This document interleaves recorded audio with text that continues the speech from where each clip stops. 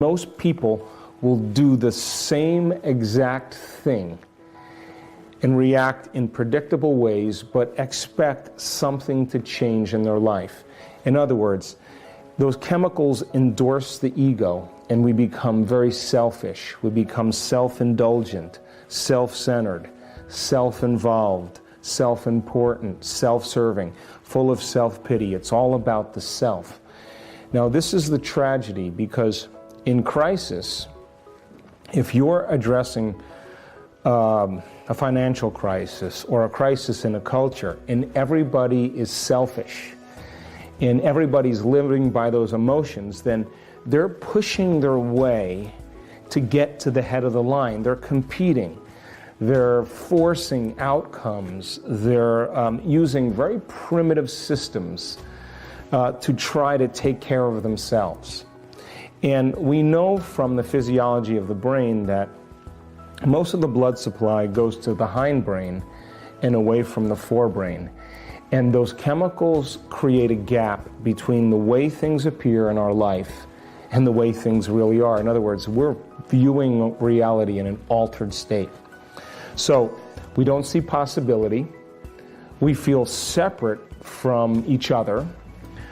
We are competing and striving to get to the head of the line by using our cunning, manipulative, egocentric ways to get there, and we're very controllable.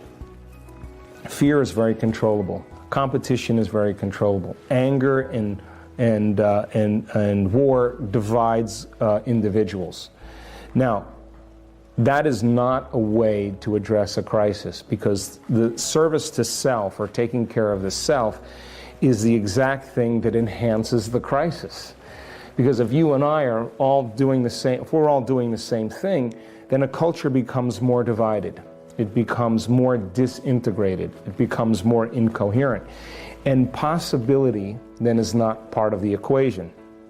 So, the other state of mind, if you can view crisis as a great opportunity brilliantly disguised as an impossible situation, and you have to match the conditions in your environment with a new mind.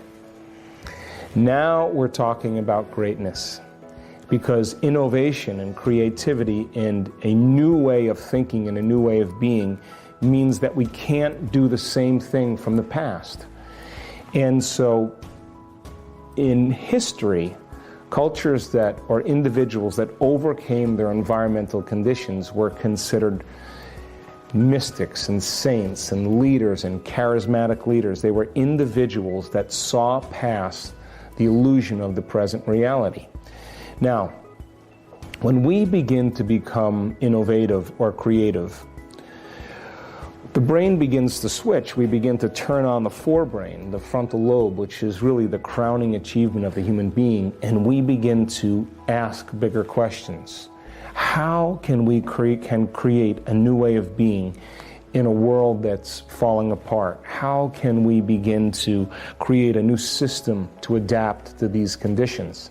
Now, the hardest part, without a doubt, in all of my research about change is not making the same choice as you did the day before. So reason this. You think 60 to 70,000 thoughts in one day. Out of those 60 to 70,000 thoughts that you think, 90% of those thoughts are the same thoughts as the day before. So the same thoughts will lead to the same choices. The same choices will lead to the same behaviors. The same behaviors will create the same experiences.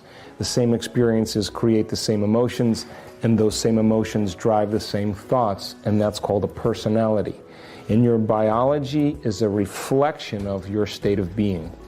So then your personality is directly related to your personal reality. And your personality is made up of how you think, how you act, and how you feel. So in order for you to create a new personal reality, a new life, then you have to begin to examine the thoughts that you're thinking and decide if you want to continue thinking that way or choose a new way of thinking. You have to become aware and observe your behaviors and look to see if those habits or something that's going to support a new future. And you have to look at the emotions that you've memorized that keep you connected to the past and decide if those emotions are healthy.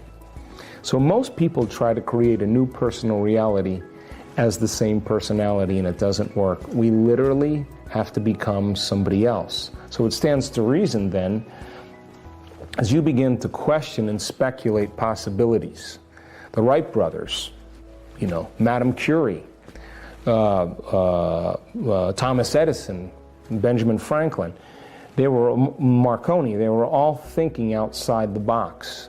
They were asking questions. Is there a way to create this outcome? And when they began to think in new and unusual ways, new thoughts lead to new choices. New choices lead to new behaviors.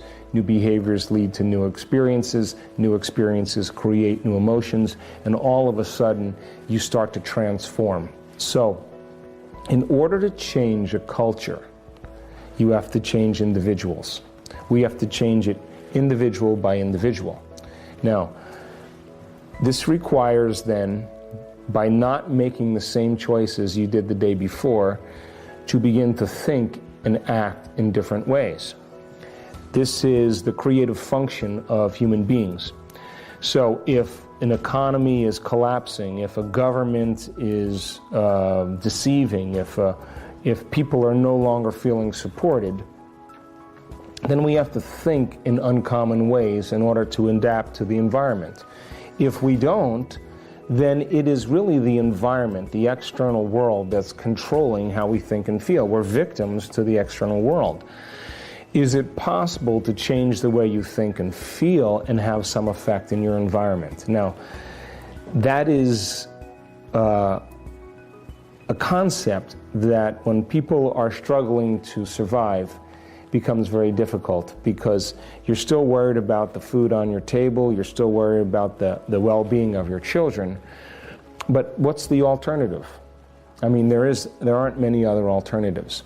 So then when we start asking unlimited questions like, what would be a great way to run a business in this changing world? How could I begin to influence my future? It requires one amazing thing, and that is gaining knowledge, gaining information. Every time you learn something new, you make a new connection in your brain. That's what learning is. And as you begin to think about new ways of being and you're learning new information, the brain begins to fire in new sequences and new patterns and new combinations. And whenever you make the brain work differently, you are changing your mind. Mind is the brain in action. So when we begin to get creative, something unusual happens. We stop living by those survival emotions. Those survival emotions alter our perception and cause us to look at the future through the lens of the past. As we begin to design a new way of being, we have to lay down the very thing that we used our whole life to get what we want for something greater to take over. Now we're talking about genius. Now we're talking about innovation. Now, once the idea comes, the next step is that you have to take action. You have to do something with it. So, for example, a person may say, I lost my job, and they may see it as the worst thing that ever happened to them. But Steve Jobs was fired from Apple. He was on the board, and they fired him. And then he created Pixar. And then when he created Pixar, they hired him back onto Apple and Macintosh, and he became the leading executive.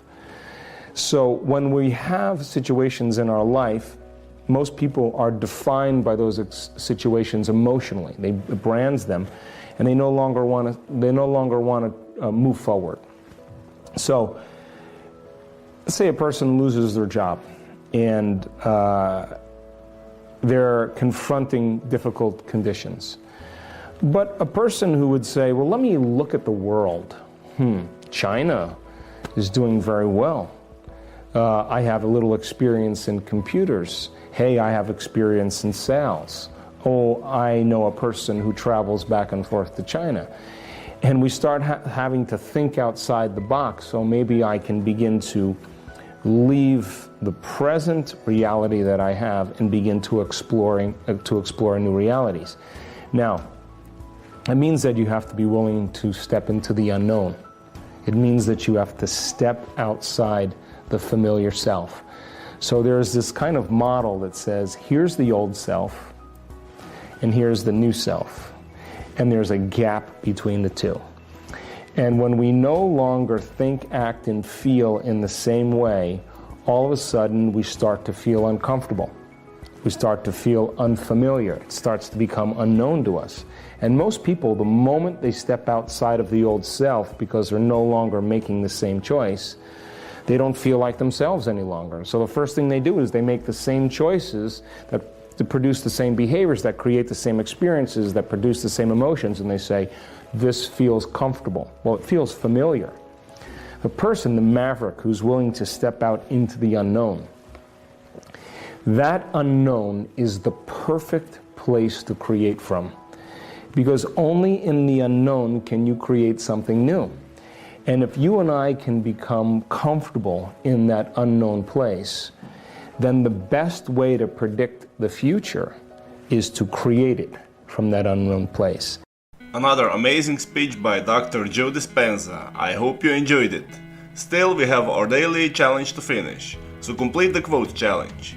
If you are new to this, your job is to complete the inspiring quote and give us the right answer. If you know the correct answer and you answer correctly first, you're the winner of this challenge. In the previous video, we had a quote that belongs to Dr. Joe Dispenza and we were looking for 2 words. The quote goes like this: the moment you decide to no longer think the same way, act the same way, or live by the same emotions, it's going to feel uncomfortable. And the moment you feel uncomfortable, you just stepped into the river, and the correct answer is of change. So, the moment you decide to no longer think the same way, act the same way, or live by the same emotions, it's going to feel uncomfortable. And the moment you feel uncomfortable, you just stepped into the river of change. Many of you knew the correct answer, so congratulations to everyone with the correct answer. But we'll see how you do today. Since you love Dr. Joe Dispenza, here is another quote for you. What is the greatest expression of myself that I can? So we are missing for 2 words. If you know the correct answer, be the first one and win this challenge. Even if you're not sure what the correct answer is, try and guess. If you love this video, give your thumbs up and share it with your friends. Don't forget to subscribe and hit that bell button so you don't miss my new videos and new challenges. So hit the bell button and you'll get noted when my new video is out. If you really like what we do here and want to support us, you can join our channel and our community for a symbolic fee and gain many other additional features. You can do that by clicking the join button next to the subscribe button, or you can click on the link in the description of this video. Stay good and have a great day.